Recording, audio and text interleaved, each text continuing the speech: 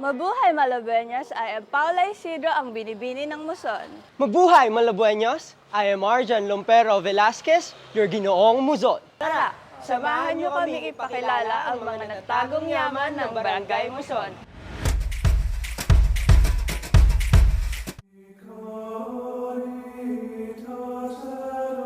Ang San Juan Bautista Mission Station ay isa sa mga ipinagmamalaking heritage ng Barangay Muzon. Ito ay pinamumunuan ni Reverend Father James Anthony Del Rosario.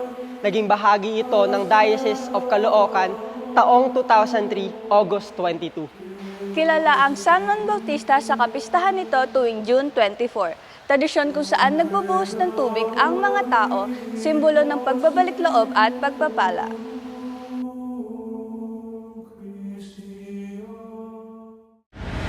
Hello, Malabueños! Tara, samahan nyo naman kami ngayon na alamin ang hidden gem ng Barangay Muzon, ang Ernie's Peanut Butter. At hindi lang ito basta-basta butter. Gawa ito sa premium peanuts na puno ng pagmamahal at syempre proudly lokal. Kung ang hanap nyo ay ang perfect na creamy at malinamnam na peanut butter, ano pa guys ang hinihintay nyo? Tara, tikman at alamin natin ang pinagmamalaki ng Barangay Muzon.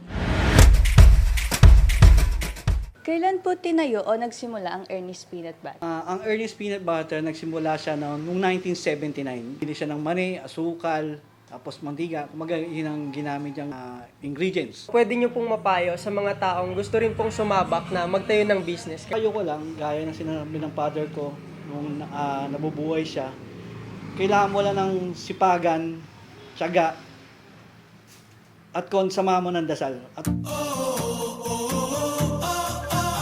Ngayon na nalaman niyo na ang pinagmamalaki ng Barangay Muzon, Malabueños, tara na! Kung gusto nyo ng matamis na peanut butter, makulay na kasaysayan at magandang vibes, dito sa Muzon, welcome kayo! Hindi lamang to para sa mga lokal, kundi para sa lahat ng mga naghahanap ng tunay na lasa at kultura. Muzon, lugar na kung saan ang tradisyon at modern vibe ay sabay na nagsasama. Kaya tara na, bisita ka, hindi ka magsisisi. Hashtag, tara na Malabueños, tara na sa Muzon.